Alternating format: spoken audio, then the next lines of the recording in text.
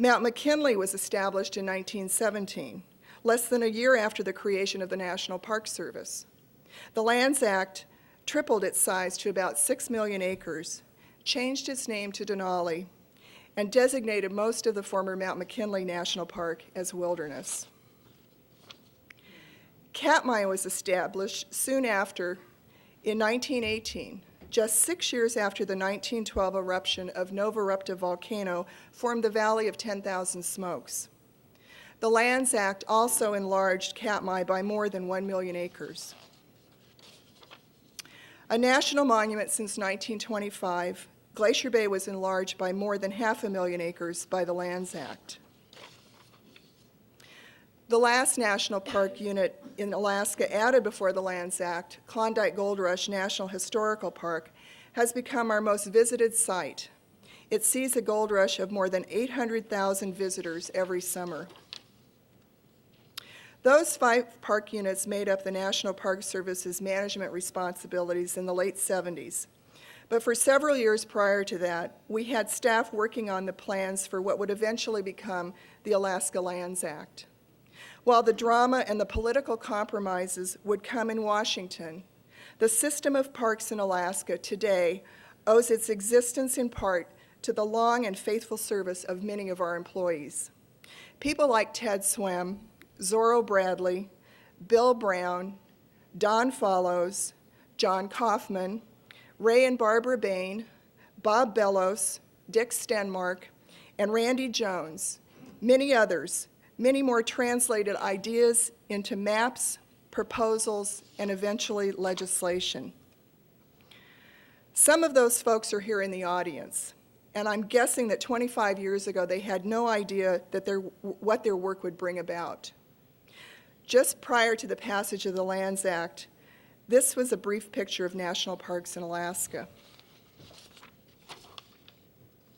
The Lands Act is thick in text, some of which we are still sorting out today, but for the National Park Service, these were among the highlights.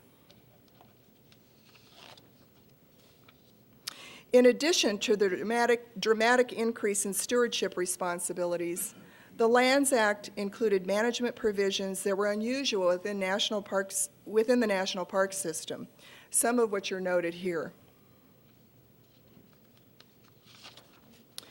What do we look like today, 25 years after the legislation? Our workforce is larger, more diverse, with a far wider range of professional skills than in 1980. While not established as financial engines, clearly visitation to the parks has been an economic force in local communities. The enthusiasm that early park planners, Congress, and Alaskans had about the places established as national park units is clearly shared by the rest of the nation and overseas visitors. Much of the visitation parks are seeing, and the patterns now established in Alaska, are due to the significant rise in cruise ship traffic. The Alaska Highway is bringing a much smaller percentage of our visitors than in past years. Over the past 25 years, we've seen that both employees and visitors have been good stewards of the land, keeping parks in Alaska unimpaired for future generations.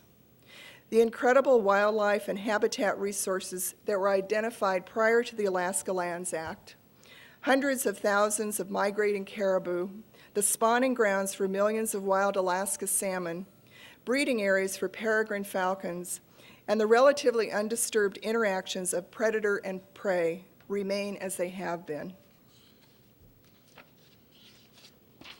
So too do the cultural resources, archaeological remains from the earliest North Americans, structures from the state's great mining history at Skagway and Kennecott, and trapper cabins built a century ago.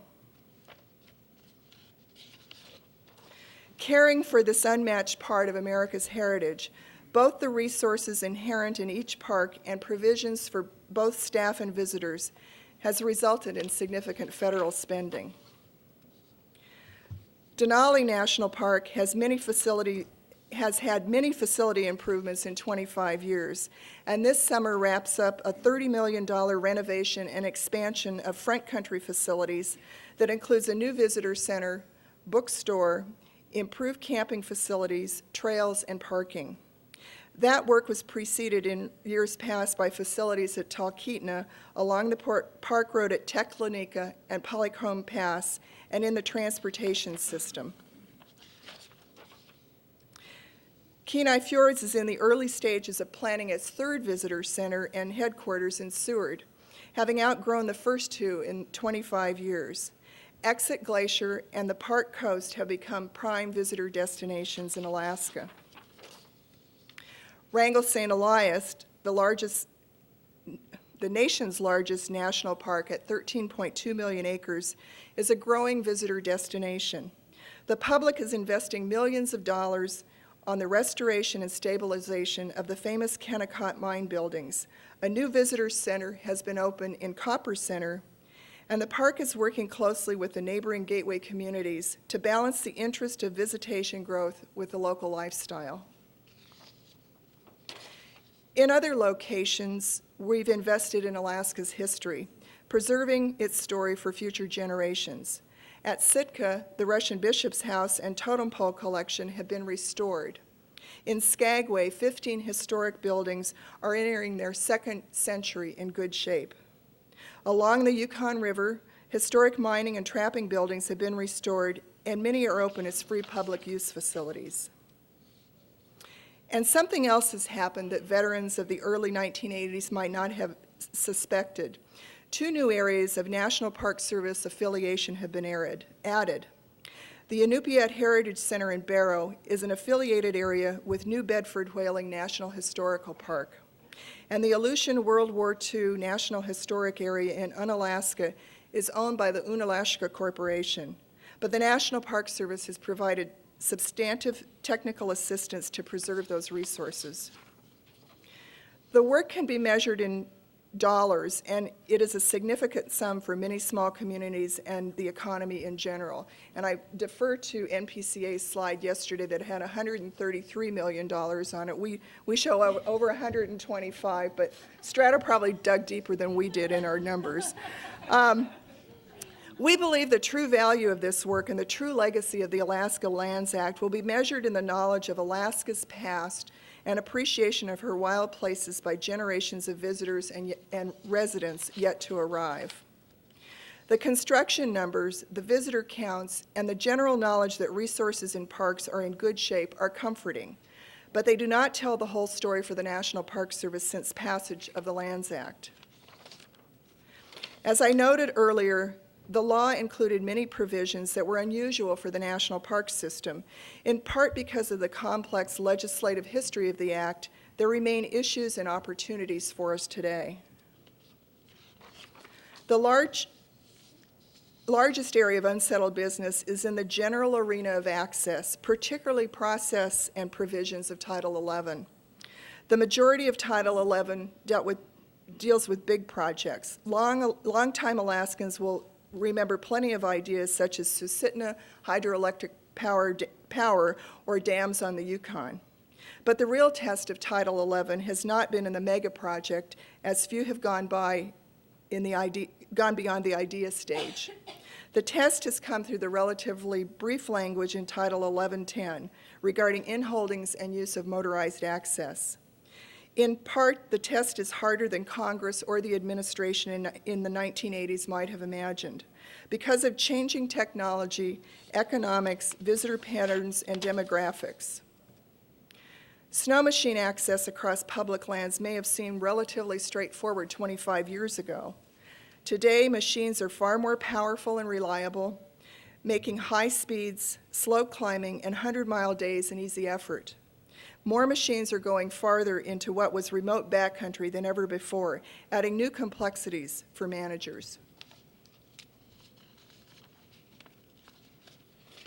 The National Park Service understands that owners of private property are provided access under Title 11.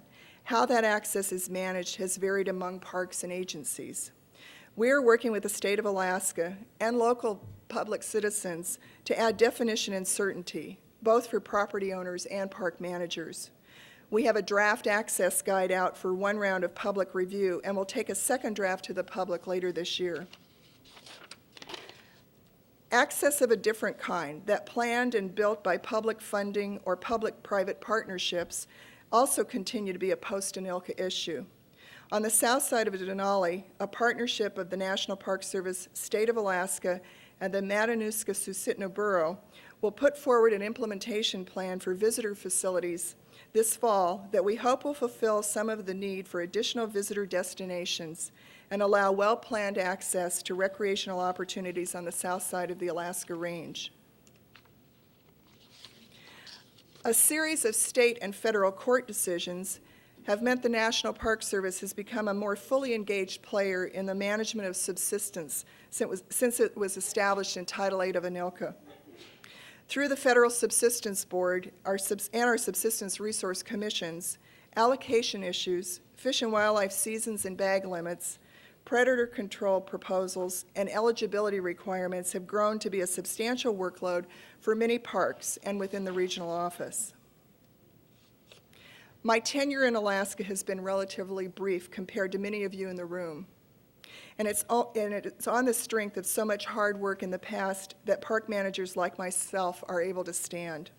We've accomplished a great deal in many years. I remain optimistic about the future because, frankly, who couldn't when you take stock of the parks, the resources, and the wonderful men and women we work with? I invite you to share in this optimism and help us to continue protecting these national treasures unimpaired for future generations. Thanks.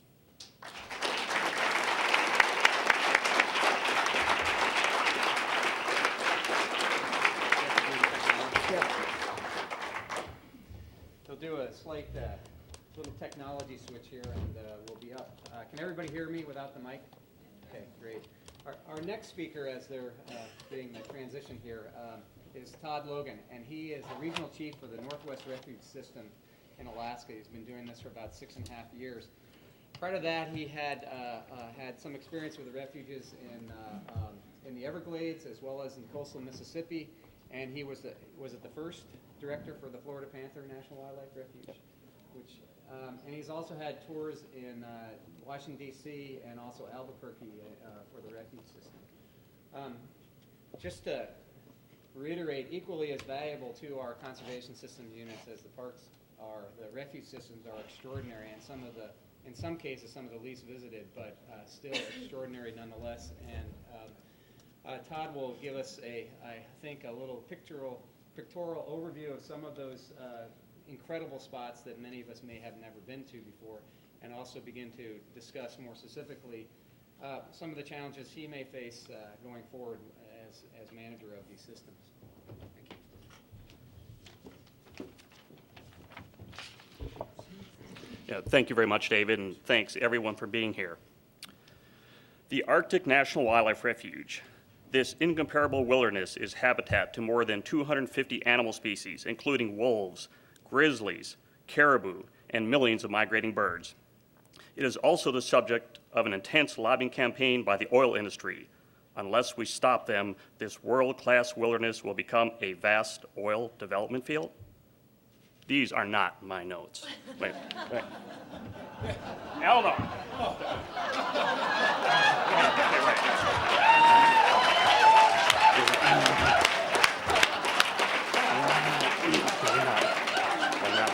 Okay. All right. That's right. No. Okay. All right. Okay. Let me try this again. All right. Yeah, that's right. Yeah. This session is titled Celebrating Alaska's Parks and National Wildlife Refuges. We have a lot to celebrate. Yesterday, I particularly enjoyed the historical perspective from many of the people who made ANILCA actually happen. So where was I on December 2nd, 1980? I was counting snail kites, maybe chasing an alligator poacher, certainly swatting mosquitoes in some of the biggest and remotest country that I had ever seen at that time, the Northern Everglades. I was a biological technician at the Loxahatchee National Wildlife Refuge. I thought it was huge, 145,000 acres.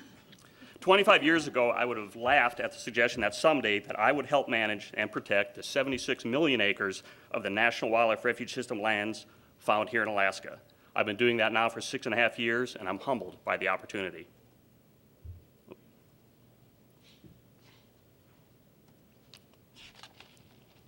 The refuge system, as some of you know, had very humble beginnings on March 14, 1903, with a small Pelican Island refuge off Florida's coast. It was the first refuge established by President Theodore Roosevelt to protect pelicans from overhunting and habitat destruction. Roosevelt went on to establish over 50 more refuges before leaving the presidency. Today, the refuge system has grown to 545 refuges, at least one in every state, and over 92 million acres.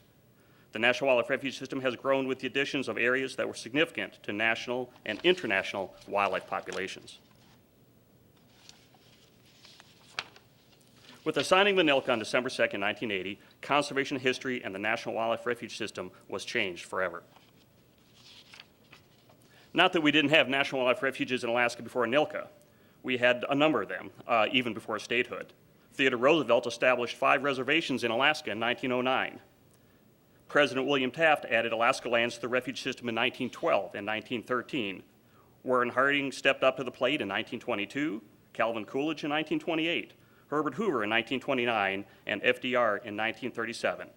Beginning in the 1960s, Interior Secretary Seaton and Udall got into the act as well. But Anilka certainly kicked it up a notch. Anilka tripled the acreage of Alaska refuges. It added over 53 million acres to the refuge system, which more than doubled the size in acres of the system as a whole.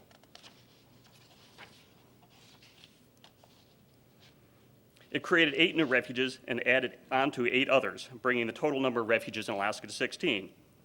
With Anilka, we created big refuges. Today, nationwide, as I mentioned, there are 545 refuges. I often remind my colleagues in the other parts of the country during heated budget discussions that you can take the entire refuge system outside of Alaska, aggregate it together, and fit it within the boundaries of either Arctic or Yukon Delta National Wildlife Refuges. They are generally not amused. We established 18.5 million acres of designated wilderness on refuges with Anilka, the areas shown in green. That's 90% of the designated wilderness within the National Wildlife Refuge System. Anilka created 7 wild and scenic rivers, adding up to, or nearly 1,000 river miles to that system. One of the things that Anilka did for Alaska refuges was to establish basic purposes for these refuges in law. Very briefly, they are to conserve the fish and wildlife populations and habitats in their natural diversity. And I think the term natural diversity in 1980 was pretty progressive thinking, pretty commonplace today. To fulfill international treaty obligations, we're talking about migratory birds, marine mammals, endangered species. To provide the opportunity for continued subsistence uses by local residents, and to ensure water quality and necessary water quantity within the refuges. In addition to these 4 purposes, which are established for all the Alaska refuges, Tetlin and Kenai also have specific recreation interpretive purposes, and Alaska Maritime and Kenai also have some specific research purposes. Why are purposes so important? Not only do they clearly explain legislative intent and history, but they are also the foundation for compatibility determinations, an important process that we use to determine what we do and what we do not allow on national wildlife refuges. The establishing of these purposes of the Anilka helped redefine the refuge system's mission and its niche in the federal public land arena. The refuge system is the largest network of lands dedicated solely to the wildlife conservation and enjoyment of wildlife by the public. Anilka's provisions on recreation went on to be the nexus for new laws like the Refuge System Improvement Act of 1997. First and foremost, refuges are about wildlife, especially here in Alaska. It's about the 40 million seabirds on the Alaska Maritime National Wildlife Refuge. Some of you may have chatted with Greg Sakanik, the refuge manager, who's at the conference this week. It's about the entire black brant population resting on the Eisenbeck National Wildlife Refuge. Some of you may have chatted with Sandra Sakanik this week, who's also at the conference. It's the porcupine caribou herd of the Arctic. It's the bears of Kodiak. Some of you may have chatted with Leslie Kerr, refuge manager, who's at the conference this week, or Mike Getman, the deputy manager, who's sitting here in the audience.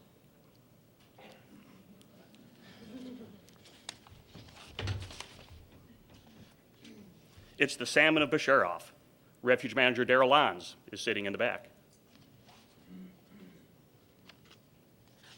In addition to creating some amazing landscapes and protecting these units, ANILCA also gave us some very important tools. It established a local hiring authority so we could employ those who, and I quote, have special knowledge or expertise concerning the natural or cultural resources and live near a public land unit. With this local hired authority, the Fish and Wildlife Service has moved quickly to establish a refuge information technician program first started in 1982.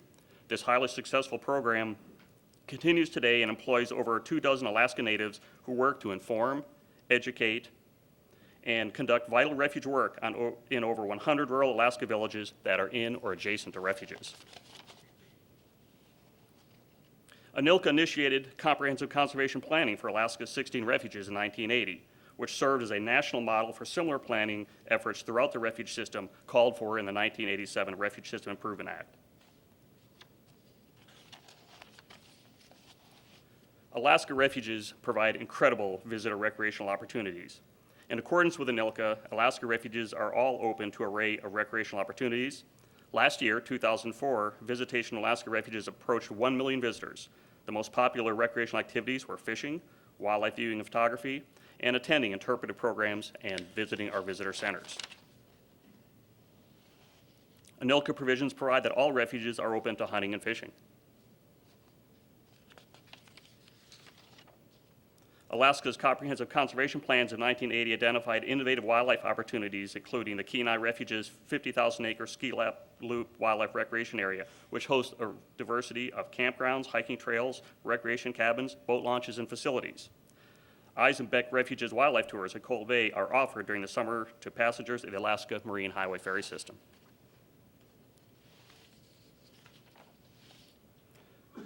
Through naturalist programs, wildlife festivals, and environmental education school programs, refuges are fulfilling the spirit of ANILCA, which is to share knowledge about the significance and uniqueness of these refuges and celebrate the natural and cultural history of the areas. We are in the process of developing several visitor centers here in Alaska, particularly in gateway communities to refuges, as a way to interpret and educate the community and the visitors about these wild areas. How many of you have visited the Islands and Oceans Visitor Center in Homer? Many of you have, and those that haven't, make an opportunity to do it sometime this summer. That center was opened almost 2 years ago and is probably our best and most amazing example. Through the visitor center's exhibits, the most remote and far-flung refuge in the nation, the Maritime Refuge, is brought to tens of thousands of people annually. These are local residents and visitors that may never get a chance to get onto the refuge itself. The intent of ANILCA, refuges are partnering on public facilities with other federal, state, and local agencies. Currently, we're partnering with the state of Alaska for a new Alaska Public Lands Information Center in Tok. We are also in the process of developing a more modest visitor center than the Homer facility out at Kodiak. There are 2 refuges, Kenai and Kodiak, that have recreational cabin rental programs. Within other Alaska refuges, we generally don't conduct or maintain public campgrounds, trails, or other facilities. These lands are wild. For ecotourism entrepreneurs, ANILCA enables them to provide an array of visitor services. In 2003, 605 commercial visitor service permits were issued by the Alaska's 16 national wildlife refuges. Guided big game hunting, guided sport fishing, and transporters are the most common commercial visitor services permitted on Alaska refuges. We help people get out there and enjoy these lands. That was a lot of the good news: intact ecosystems, abundant wildlife, and a continued subsistence lifestyle for rural residents, and unparalleled visitor opportunities. There's many new opportunities, but also many challenges lie ahead. We've had several good presentations in the last day or two about global warming. Global warming, I believe, poses a huge challenge to the National Wildlife Refuge system as a whole, and so nowhere in the system more so than refuges in Alaska. Due to the sheer size of Alaska refuges, we often lack the most basic of baseline data on habitats and wildlife to even be able to monitor the change that's occurring. Our real challenge over the next decades will be to be the best stewards and managers of these Arctic and subarctic refuges to ensure that the biological diversity and the healthy ecosystems may be able to, at least to some degree, adapt to the changes that are almost certain to occur. Invasive species. Alaska refuges and Alaska as a whole has not seen the onslaught of this invasion yet. Implications could be huge for these ecosystems and Alaska's quality of life. The biggest single issue we've been working with quite successfully is the elimination of foxes out in the Aleutians, and soon we'll be reducing rats as well. I'm not sure what the issue is on this one. I'm not. You have some help? All right. Yeah. In-holdings. Title 11 of ANILCA guarantees adequate and feasible access for economic and other purposes to in-holders within or effectively surrounded by refuges or other CSUs. There are more acres of in-holdings in Alaska refuges than the entire acres of refuges outside of Alaska. Historically, access to most in-holdings has been by airplane, boat, snow machine, dog team, ski, or even on foot. More and more, however, in-holders are demanding vehicle or ATV access to their properties, particularly in roaded areas, whether or not they might be within designated wilderness. What is adequate and feasible access? The courts will probably ultimately decide. Water issues. Water within Alaska refuges is plentiful, mostly pristine, lightly impacted by human activity, and is a lifeblood for fish and wildlife, fauna and flora. Issues of navigability and ownership of submerged lands are largely unresolved in the Great Land. As they are resolved, we will clearly have more and more ribbons of state lands through our national wildlife refuges. I hope this doesn't matter. History shows that it sometimes does. Motorized vehicles, and common theme here, Marcia. Section 1110 of ANILCA permits the use of snow machines, motorboats, airplanes for traditional activities. I understand and support the intent of this provision, but it does beg the question, is anything not a traditional activity? What kind of snow machine did the crafters of ANILCA envision in 1980? My guess was something more like the one on the left. Airplanes are essential to access to much of Alaska's lands. But what about helicopters? Our refuges have successfully resisted allowing helicopter use for recreational access to date. I cannot predict the future on this one. In closing, the future opportunities for Alaska refuges is going to come in large part on the continued commitment to collaborate, partnership, and work on shared interest with neighbor communities and organizations. I'm confident that the next 25 years will be as productive and even more successful than the 25 years of the past. Thank you.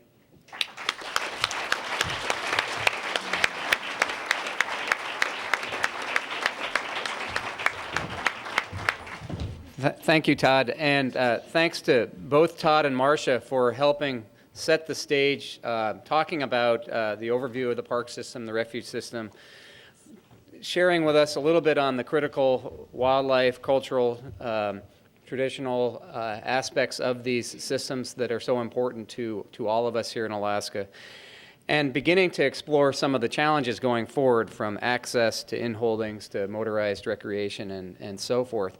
And our next two speakers will delve into some of the challenges going forward that we all have to deal with. And the first up is Eleanor Huffines, who is, again, the Alaska Regional Director of the Wilderness Society. Before coming to the Wilderness Society, Eleanor served as the Policy and Conservation Director for the National Outdoor Leadership School. She also served on the Bureau of Land Management, Alaska Resource Advisory Council, the Exxon Valdez Oil Spill Trustee Council Public Advisory Group, the Trustees for Alaska Board of Directors, Alaska Wilderness Recreation and Tourism Association Board of Directors, and the South Denali Consultation Committee. And in and among all of those activities, she has been fortunate enough to spend a lot of time outside, and for the last 14 years she's also been guiding people from around the world hiking and climbing throughout Alaska's remarkable public lands. And her reputation goes internationally as well. As a few years ago I was traveling with my wife in Africa, and we climbed Mount Kenya. And as we were heading up Mount Kenya, who did we run into but somebody who knew Eleanor Huffines? So it's a small world, and he also happened to work for Knowles as well. His name was James Kagambi. So anyway, without further ado, thank you. Eleanor? Thanks, David. I'm actually going to sit down here. Jim and I decided that we're going to be very brief and informal today, mostly because the last 2 days have all been about celebration, and we both called David and Deborah and said, hey, wait a minute, why is it that the two of us have to sort of stand up in the middle of all of this and say, but there are problems, wait, there's issues. So we're trying to focus on what's good and what's going on right now in the last 25 years, and we will briefly highlight some of the difficulties of implementing ANILCA that we see and provide some clarification for Marcia and Todd in case they're looking for it. Thank you. On certain provisions while we're here, and I do not have a law degree, but I can pretend. You can't hear in the back? Okay. You know, one of the most remarkable things about ANILCA for those of us who weren't fortunate enough, still not okay? Okay. I thought it had a very loud voice. Is that better? Not on. Uh-huh. It's on down at the box I was told. I'm an outside person. I guess I'll have to stand up. That's okay, I'll stand up, that's all right. So much for the informal idea. One of the most remarkable things for those of us who were not here in 1980 is just to meet all the people and feel really inspired again for those of us who go day to day and sit in our offices and have the incredible luxury of looking back and hearing stories and feeling that passion again. I think it helps us in our day-to-day work. So again, thank you for all of those who've been involved. But today, I'm going to highlight very briefly some of the challenges that we face. And with any national law, especially a 186-page law, if you haven't read it, it's riveting. Take it to the beach. But there are thousands of decisions that have to be made day in and day out by the managers, many of them in this room. And I am incredibly grateful and thankful for the hard decisions they have to make.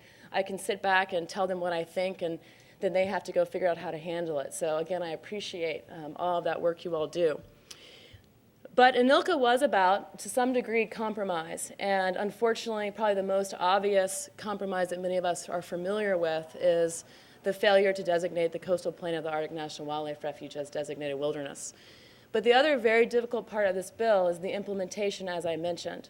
A 186-page law that has been, decisions are being made, and right after President Carter signed the law, Secretary James Watt entered the scene. And for many of you, he's notorious by now, and to his credit, he did some wonderful things for places across the country, but he was not a fan of ANILCA. He was pro-development and felt, unfortunately, that this was not a law that was good for Alaska. And this is the first person charged with making the decisions to implement this law.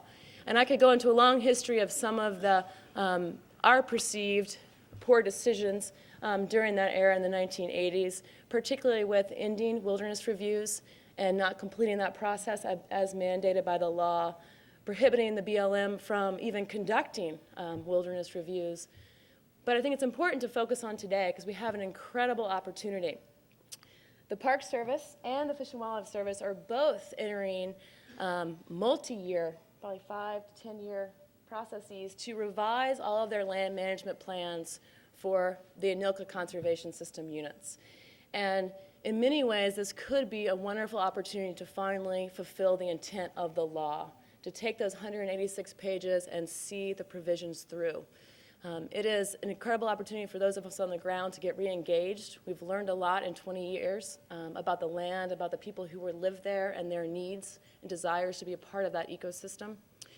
So today, Jim Stratton and I are going to focus on, I don't think I've ever called you by your full name, Strato, and I are going to focus on two particular provisions of ANILCA and the challenges that the agencies are going to face in their attempt to interpret those provisions, and we're going to provide them some guidance today. And I feel very sorry for the Denali National Park folks because they hear this from us on a regular basis.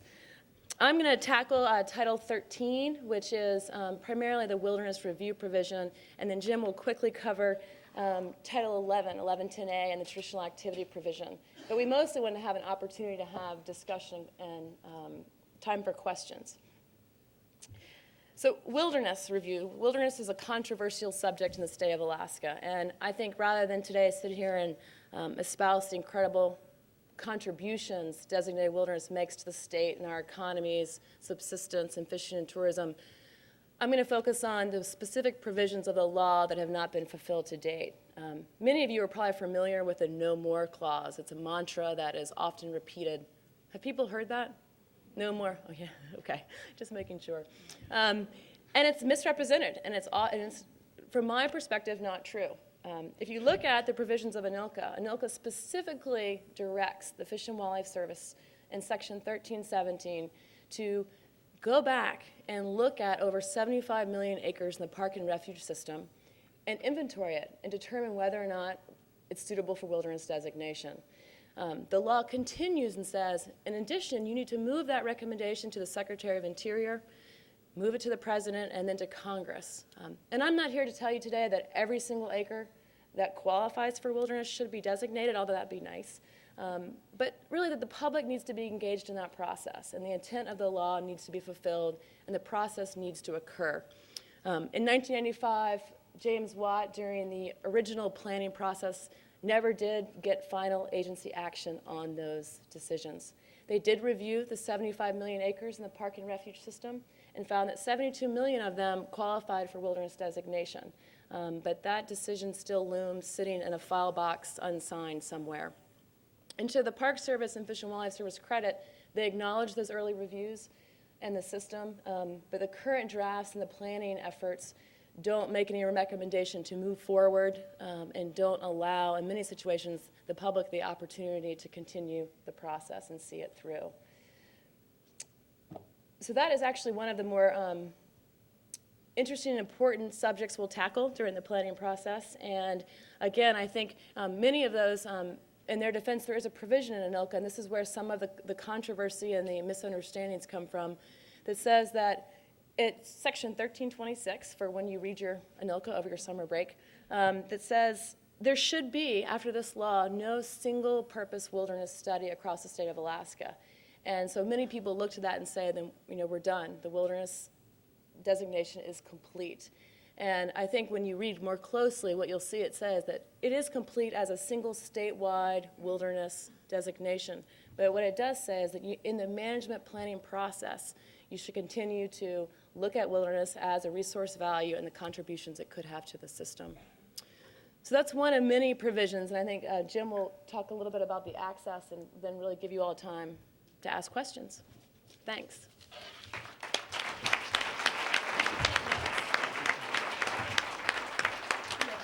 As Eleanor said, next up is Jim Stratton, who's currently the Alaska Regional Director for the National Parks Conservation Association. Many of you may know he was former director of Alaska State Parks under the Knowles administration here. Also, he formerly had my job at ACF, so I appreciate following your footsteps. And previous to that, he worked on the ground in the Tongass as director of the Southeast Alaska Conservation Council. He's an avid birder, so we share a like interest there, and also has a great radio show on KMBA if you have not heard it before, the Cactus Flower Hour, right? The Cactus Hour, that's right. And so it's an awesome show. And without further ado, the other issue I'd like to point out is the difference between the 125 and the 133 is Jim's years and years of active fundraising and proposal writing. So, and his number, I'm sure, is valid, too. Thanks, David. I wasn't an Alaska resident in 1980, though I was trying very hard to become one, as I just graduated from the University of Oregon and was seeking to work my way up to Alaska. But on December 2nd, 1980, I was actually in Sitka in a job interview trying to get hired as the SEAC executive director. For reasons that I still don't completely understand, they hired a kid fresh out of college to run SEAC, and that started me on my career of being in Alaska for virtually all of the implementation of the Alaska Lands Act. Now, we heard a lot yesterday about ANILCA's success in protecting intact functioning ecosystems, and that ANILCA is a good example of doing it right the first time. And indeed, ANILCA's protected lands, especially its national parks, provide a high grade of protection to tens of millions of acres. But because of the ongoing discussions and debate about the congressional intent of some of the key provisions of ANILCA, I don't think that we can say that these areas are completely protected. Clearly, they're much better off than NPRA, the 1002 area of the Arctic Refuge, and many of our national forest lands. but threats do loom that, if unchecked, would significantly impact the values for which these lands were created. Now, during the ANILCA debate, those opposing establishing conservation system units, the parks and refuges, continually brought up the negative impacts the act could have on a young state's growing economy and the need to support that economy through developing its resources. So in crafting the final language, the political dynamic of the time gave consideration to some of these concerns. One of those key provisions, as Eleanor has mentioned, is in Title 11, where they tried to balance land protection provided by parks and refuges and wilderness areas with future transportation needs, both on a global scale and on an individual basis. Now, interpretation of Title 11 provisions are at the heart of what I think is one of ANILCA's biggest implementation challenges, keeping true to Congress's intent to provide for access into and through conservation system units, but doing so in a manner that does not diminish the values for which these parks and refuges were created in the first place. And contrary to positions taken by the state of Alaska and some others, ANILCA is very clear that this access is for specific instances and under specific conditions. So let's look at 1110A and 1110B. Now, 1110A, and I'm going to read this because this is important to this discussion. This is what the law says. Notwithstanding any other provision of this act or other law, the Secretary of Interior shall permit the use of snow machines, motorboats, airplanes, and non-motorized surface transportation methods for traditional activities and for travel to and from villages and home sites. Such use shall be subject to reasonable regulations by the Secretary to protect the natural and other values of the conservation system units. Now, in 1986, the Department of the Interior issued some regulations to implement Section 1110A. And those of you that are taking notes, you can find these in Chapter 43, Part 36 of the Code of Federal Regulations. Some of these regulations overreached, and some of them didn't go far enough. And as a result, we're still wrangling over exactly what 1110A means 25 years later. No, we're clear. We're clear, but we are still wrangling.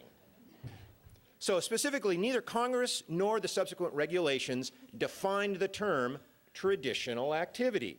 Now, it would seem to me that this is a pretty crucial definition, as an interpretation of the entire section depends on what is a traditional activity. Now, conservation organizations like Eleanor's, mine, and many others in the room have long argued that Congress intended to protect those activities, and only those activities, necessary to sustain the traditional utilitarian rural lifestyle of Alaskans: hunting, fishing, berry picking, hauling firewood, going to and from your cabin. These are activities that people were engaged in during the ANILCA debate, and these are the activities that I think Congress intended to protect. Unfortunately, this is not how it's being implemented on the ground, not by any specific decision to broaden congressional intent, but through default by not defining what traditional activities means. Now, the problem with no definition is that the agencies seem to be adopting the position that anything goes so long as you call it traditional. And that includes motorized recreation, such as snow machining. You can't stop someone from riding a snow machine in Denali National Park, for example, if they say they're there for their traditional access for their traditional activities. There's no definition, so whatever the person says goes. So long as the term remains undefined, the reality is it's being practically implemented far too broadly.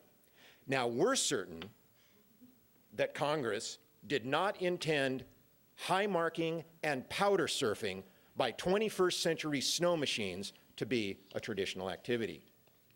Now, this all came to a head in the year 2000 when the Park Service, in response to direction from a federal judge, issued new regulations for the original Mount McKinley National Park, now affectionately known as the Old Park, that made it very clear, these regulations the Park Service did, made it very clear that snow machine riding for recreation was not a traditional activity. These are the only acres in all of the parks and refuges where there is a definition of what traditional activities means, and it's a good definition. Now, when pressed to define traditional activities in other places beyond these 2 million acres, the Park Service likes to punt. by claiming that defining traditional activities is outside the purview of whatever current planning document they have to be in. And the latest dodge is in the Denali Backcountry Plan. And of the 4 alternatives provided for consideration by the public, only 2 of them propose to define traditional activities, and neither one of those are the preferred alternative. Now, those in the conservation community have said this many times and will continue to say it. It's very clear that the old park definition needs to be applied to the new park 1980 additions. And when you get back over to the Hilton, if you go across the room to where the little booths are, NPCA and Alaska Center for the Environment are both collecting postcards to send into the Park Service, and among one of the things that we're asking the Park Service to do is to adopt the old park definition. Recreation, snow machining is not a traditional activity into the new park. Now, I know that digging into the language of somewhat obscure regulations tends to make one's eyes roll back, start talking about Chapter 43, Part 36. Yet this is a technical regulatory issue, or this is a technical and regulatory issue that is seemingly mired in legalese and legislative nuance, but this is an issue that demands our attention and vigilance. How Title 11 is implemented will define how our protected parks and refuges will be managed forever. And with your continued help, we will eventually prevail, get the right definition of traditional activities, and make sure it does not include recreation like snow machining. Now, the other concern with the 1986 regulation that implemented 1110A is the inclusion of ATVs as one of the forms of access provided by ANILCA. We simply don't see the word ATV in snow machines, motorboats, airplanes, and non-motorized surface transportation methods. It's not there. Congress was very specific on the forms of access that were permitted for traditional activities. ATVs are just not on the list. Yet the federal regulations in Chapter 43, Part 36, implementing 1110A, provide for ATV riding in Alaska's conservation system units. Now, I'd like to point out that subsistence use of ATVs is provided for under Title 8. So my comments here when I talk about ATVs are riding for non-subsistence purposes. Now, fortunately, only one park, Wrangell St. Elias, has used this 1986 ATV regulation to allow non-subsistence or recreational ATV riding in the park. Now, today, anybody in this room can go to the Slanter Ranger District and you can get a permit to take your ATV and go recreational riding in a national park on one of 13 identified trails.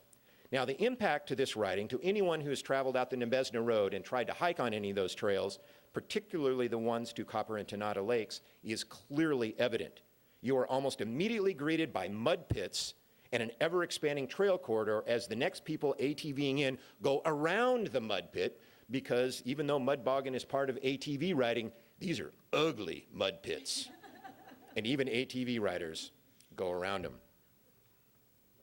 So the other section that I wanted to talk briefly about, and my comments are probably not as brief as Eleanor thought, but she told me to talk about Title 11 and I got on a roll when I was putting these notes together. But the other section that I want to talk about is 1110B, and this is the provision of ANILCA that talks about access to in-holdings. And let me read this. Notwithstanding any other provision of this act or other law, in any case in which state-owned land or privately owned land is within or is effectively surrounded by one or more conservation system units, national recreation areas, national conservation areas, blah, blah, blah, the Secretary shall assure adequate and feasible access for economic and other purposes to the concerned land. Such rights shall be subject to reasonable regulations issued by the Secretary to, again, protect the natural and other values of such lands. Simply put, the state of Alaska and private property owners shall be given adequate and feasible access subject to reasonable regulations to protect natural and other values. Again, we're still struggling to implement this section because such key terms as adequate and feasible and reasonable regulations are not defined. Now, to date, access to private property has been handled on a case-by-case basis, as it should be. Each situation is different, and each situation has a unique set of facts. We do know that there is enough discretion in this language so that the agencies are not obligated to provide the state or the private property owner with whatever form of access those people seek. The Park Service and the Fish and Wildlife Service are charged with working out a solution that both protects park and refuge values while providing adequate and feasible access. And we know that this takes negotiation and public discussion. Because after all, the land over which access is being sought belongs to you and me and every other American, and it's the agency's responsibility to find a solution that meets the needs of the landowner as well as protecting the resources that belong to all of us.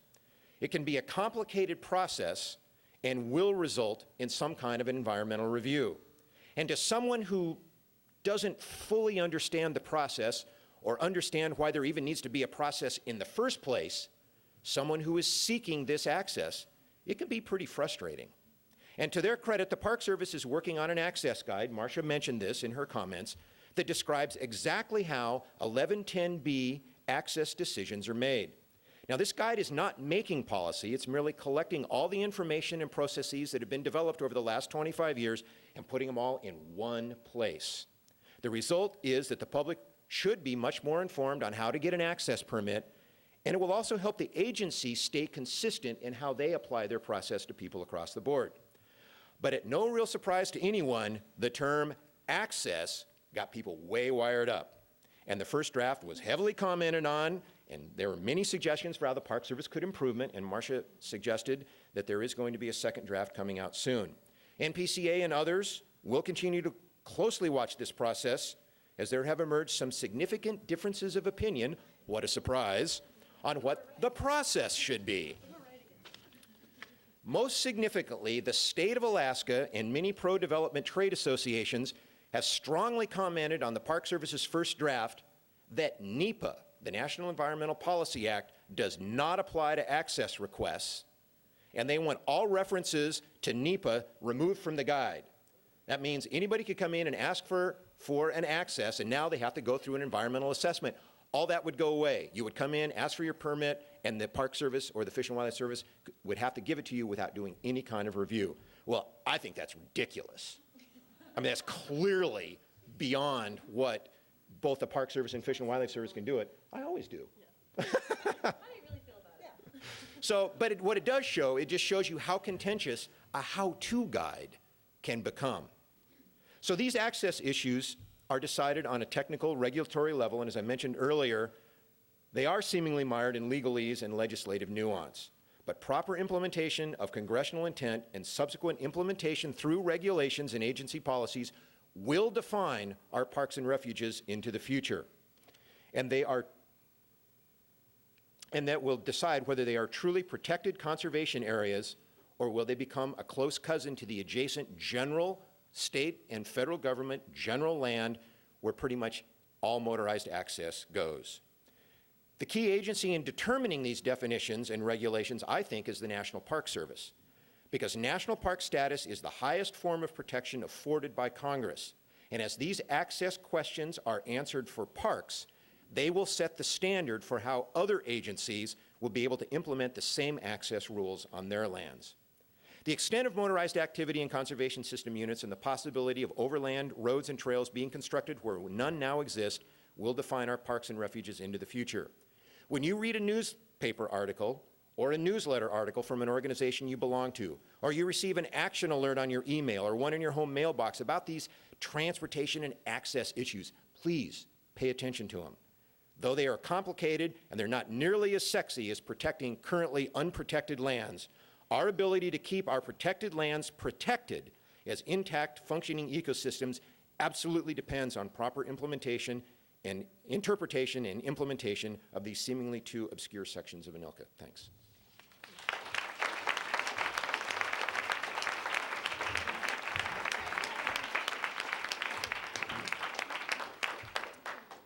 Anything else? Yeah.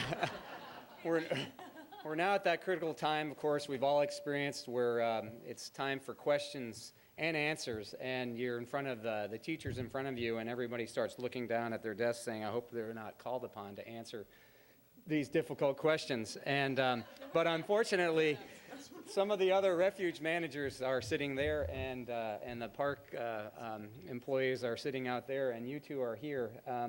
So I would love to give you a chance to respond to some of the questions and issues that Jim posed, as well as Eleanor and obviously yourselves. Marcia, would you like to begin to respond to any of give you the chance? Yeah. I think these mics are on, hopefully. Can you Let's check? give this a try first. Test, test, test. No? Yes, no? Working?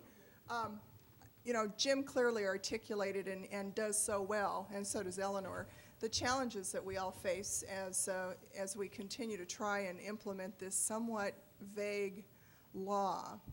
I think for the National Park Service, we've come to the realization that we can't continue to dodge the bullet, so to speak, and I think our efforts on working with the public on an access guide is an attempt to kind of get maybe our head out of the sand or somewhere else, I don't know, and grapple with frankly a very contentious and ill-defined issue.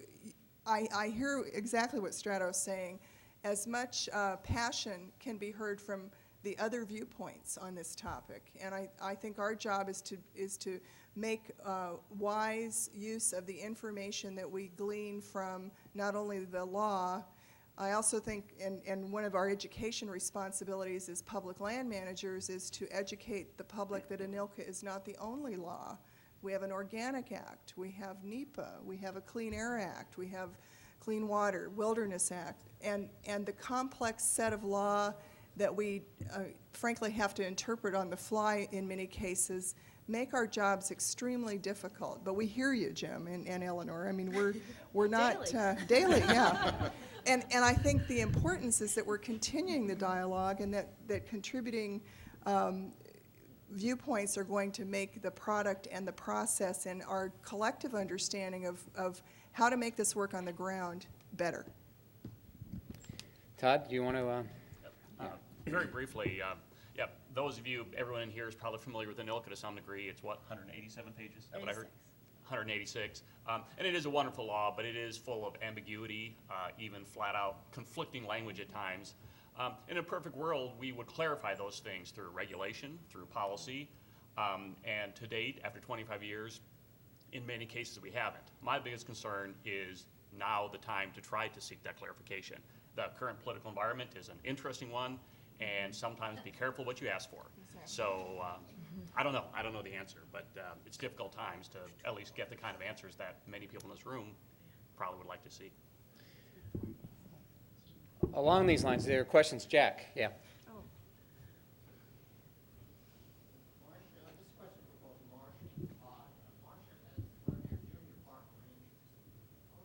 Where's your badge? yeah.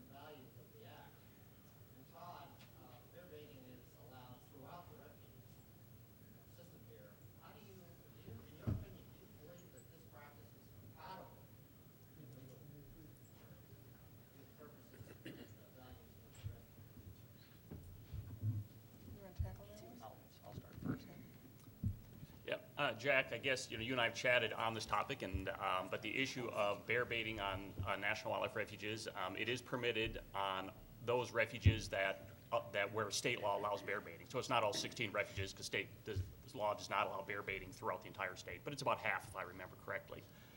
I don't believe that bear baiting is a compatibility issue. The compatibility standard is we shall not allow things that materially interfere with or detract from the purposes of the refuge. I don't believe bear baiting does that. I think a better question is it appropriate under the common look at sport hunting of ethics and fair chase? We are currently somewhat languishing within the Fish and Wildlife Service on our recreation policies. The Refuge System Improvement Act of 1997 identified 6 priority uses for the refuge system, hunting being one of those. 5 years ago, we published draft recreational policies, one for hunting, fishing, wildlife observation, photography, and we discussed what we thought hunting and those other activities should mean on national wildlife refuges. Those policies